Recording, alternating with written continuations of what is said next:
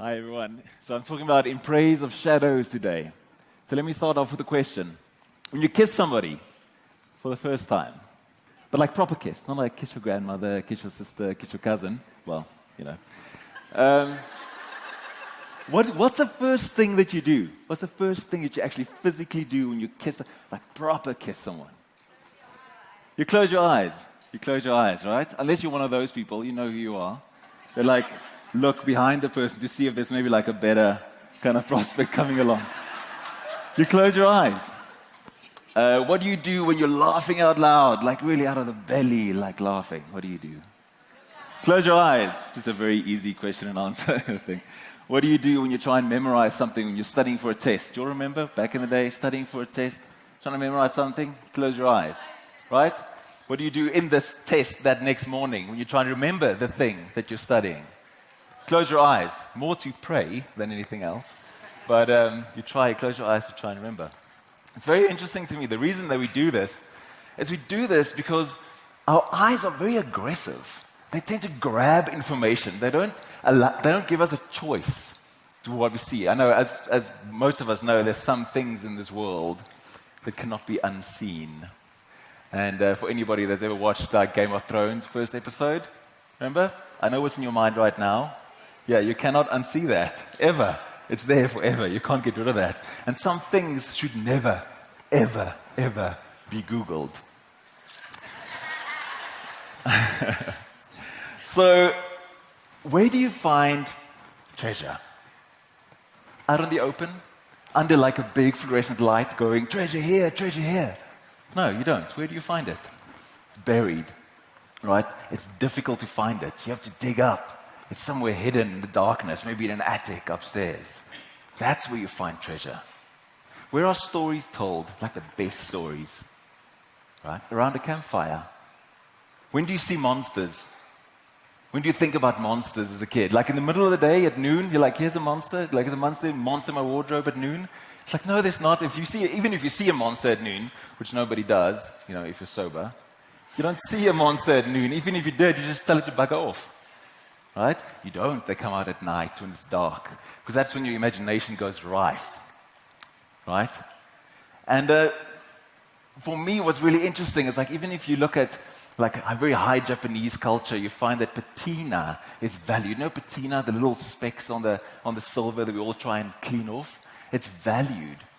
They think about it as something that's unpredictable. It takes time to grow. I actually have this little patina garden in our home, so I have like old trophies and a couple of silver bowls, and I like keeping it that it doesn't get polished. The patina could just grow on it. And our poor cleaning lady, she doesn't like always understand this, and then she takes initiative and she cleans it completely. And then I freak out a little bit. It's like, no, clean this, not that. But there's something beautiful about that treasure. I mean, we need that mystery and that kind of darkness. And I think that's the reason I've got mine here, we all love our little black rectangles that much. I'm sure all of you have one, right? None of us, or most of us, have no idea how these things work, right? No idea. It doesn't even come with a manual. They surprise and delight us all the time. Remember the first time you got one? And you're like, swipe. And you're like, oh, how cool is that? So you turn it, and the screen turns. I didn't press the button, it did that by itself. And now we're talking to it. Hey, Siri, hey, Alexa. I hate it when I get my robot servants' names messed up. But like, hey, Siri, hey, Alexa. So they're awesome. And the reason for that is because we secretly love mystery. And we secretly kind of love not knowing. And I suppose we're all supposed to be really enlightened and be really scientific and like be really reasonable. But we love mystery, and we need it. We need that darkness and that mystery in our lives. But what have we done? We have created a world that is based on our likes. Something that is very familiar and predictable. The Google, my mother-in-law actually calls it the Google. He's like, Pierre, the Google said. And if the Google says it, it's like the Bible says it. So the Google said it's true, so it must be true. And the Google and the Facebook has great little algorithms that is designed somewhat maybe dodgy, maybe with good intention, not so sure, to show you things that you already like. This makes a lot of sense. It's very reasonable. Why would you not want to see things that you like? I actually have a friend, it's a funny story. She kept on seeing the same shoes online. And she's like, Pierre, I think God is telling me to buy these shoes. I was like, No, it's not God telling you to buy these shoes. It's the Google telling you to buy these shoes. So we do this because we want to keep it safe. I mean, it's a very human reaction to, when in times of uncertainty and in times of chaos, to retreat to the known. And we do this all the time, and outside of the interweb as well. We read books and articles and magazines that we already like and that we already agree with.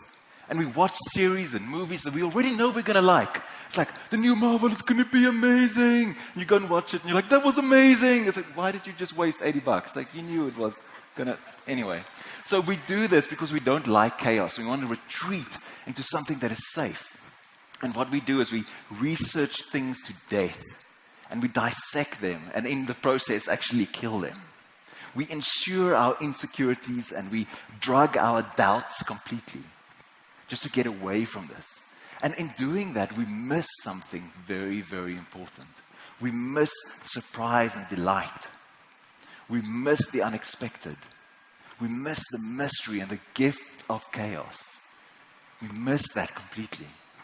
So, in Praise of Shadows, it's an article by a Japanese architect written in the 1920s. It's really great. In Praise of Shadows, it's very, very, very important to close your eyes every now and again. It's very, very important to go digging in dark, dodgy places. It's very, very important to look at stuff that you don't know. Very, very important.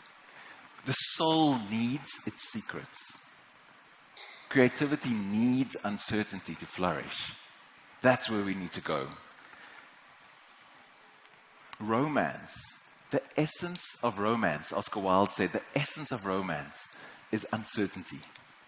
Right? That, you know that first bit when you start dating, and it's like, will he, won't he? Like, will she, won't she? Like that, like really exciting, awesome time. And once you get married, it's gone. But like the rest is, it's very, the uncertainty is what makes it beautiful and awesome. Right? And like you need that mystery and that unknown to make your relationship work and to make it beautiful. I mean, when you have like a dinner for two, like a nice little dinner for two, you make it at home, what do? What's the thing that you put on the table? Candles, right? Why? Because nobody looks good in fluorescent light. That's why you don't put a big ass fluorescent light in the center and go, I just want to really see and know you. It's like, no, you do not want that. Like, we want candlelight. Everybody looks good in candlelight, no matter how many clothes you have on. So we do this to... Sorry. I just had a really bad picture in my head. The question is, how romantic is your organization, your business, your life? Romance leads to life. Like, is it romantic enough so that there can be conception? Right? Can new life be born there? Or is it just a static lab? And that's kind of the question. That's what we need. But we're so obsessed with knowing. So what if instead of lighting up everything, we darken it? What instead of doing the thing that we always know, going to the same space for innovation, the same space for inspiration, what about just going to another place, to a new place, a place that you do not know, and find something there? Because that's where the inspiration lies. It lies in the shadows. It lies in the unknown. It's always on the edge of the map, where the dragons are. That's where the treasure lies. And that's where you need to go. You need to push. Chaos is a gift. It can bring something amazing to you if we would only embrace it.